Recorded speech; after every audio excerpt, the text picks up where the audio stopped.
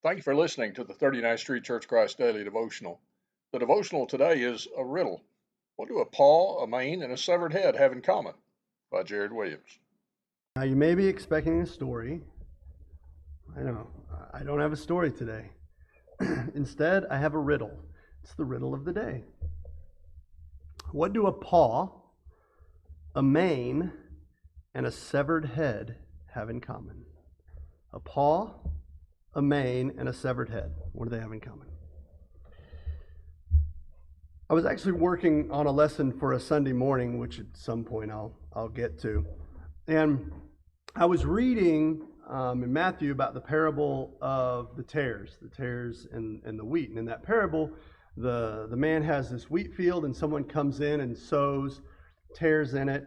And at the end, he has to collect it all and tosses the tares into the fire and takes the wheat. And I'm kind of ashamed to admit, but I never actually knew what tares were. I knew they were weeds, but I'd never actually taken the time to look at it and see what is a tare. Well, it turns out that it's actually almost the exact same as wheat. It's the same color, the same shape, the same height, grows pretty much in the same way, but yields no wheat, which is another lesson for another time. But what it did do was it reminds me of the fact that as we grow, as we bloom as Christians in our lives, problems tend to bloom as well. And that is the nature of things. The devil tends to sow those tares into our lives as we grow. I've heard it said that new levels bring new devils.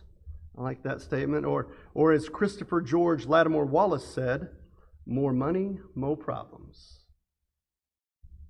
But if we know there's going to be problems, if we know there's going to be obstacles on our path to growth, how do we get through it?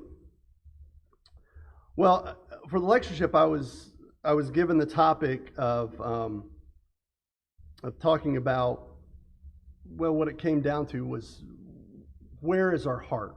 Where is our heart focused? How do we know where our heart is focused?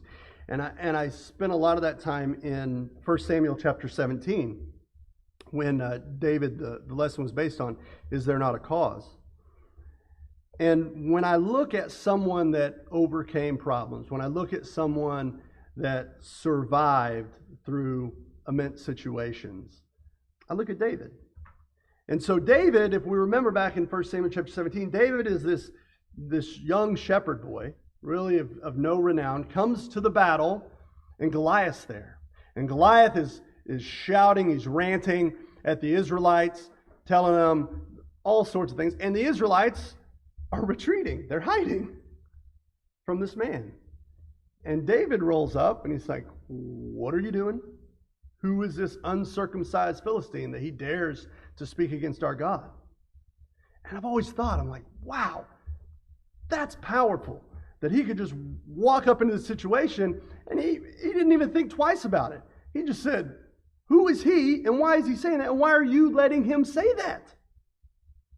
And I thought, well, why was David able to do that? Well, we're given a clue in verse 34 of 1 Samuel chapter 17. And this is when David comes to Saul, who's the king of the Israelites, who's supposed to be the guy that goes out and fights Goliath. And he says, let me fight him. Saul says, oh, come on. You can't do that. There's no way. But David says in verse 34, unto Saul, thy servant kept his father's sheep, and there came a lion and a bear. And they took the lamb out of the flock. And I went after him, and I smote him, and delivered it out of his mouth. And when he rose against me, I caught him by his beard, or his mane, and smote him, and slew him.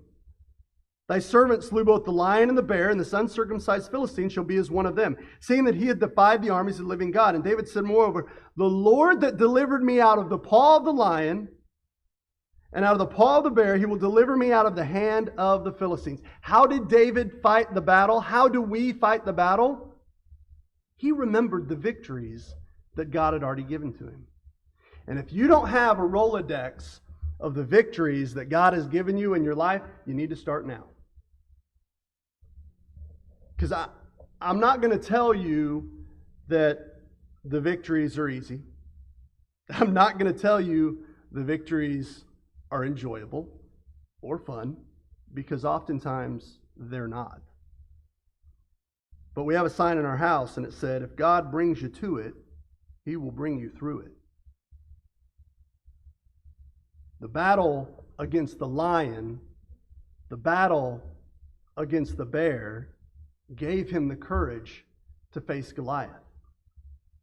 And then, once he faced Goliath, he took that stone and dropped Goliath, but he wasn't done. He ran up on Goliath. Oh man, I don't have a sword. It's going to take me forever to cut off his head with a sling. I'll grab his sword and cut his head off. And then do you know what he did with Goliath's head? He carried it around. He carried it around as he went and chased the Philistines, and they wiped out the Philistines. It says at the end of 1 Samuel chapter 17, he brought the head all the way to Jerusalem.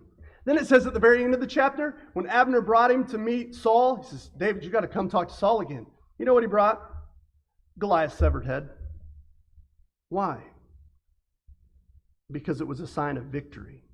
It was a sign of courage.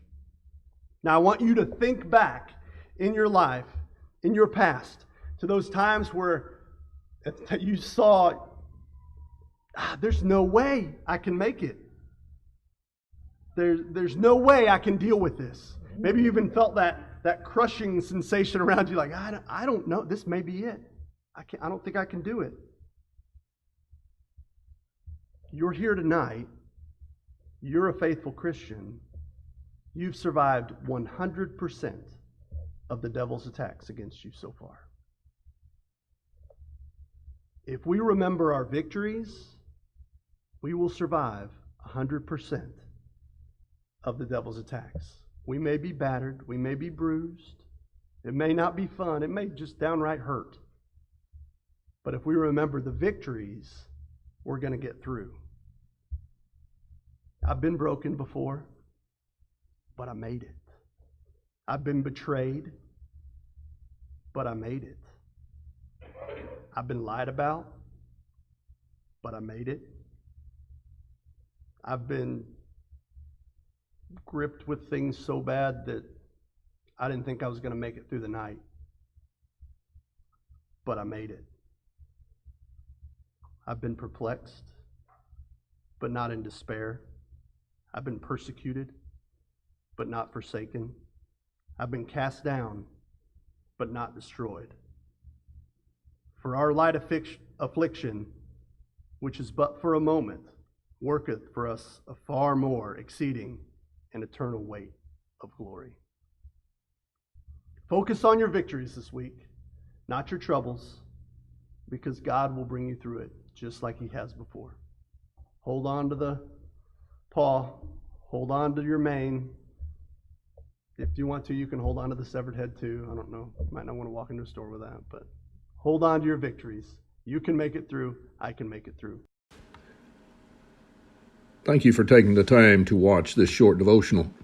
We encourage you to subscribe to our YouTube channel so that you'll be notified of other devotionals that will be forthcoming. Also, we encourage you to join us online live as we stream our services at each service time. More information can be found on our website at the link below. Thank you.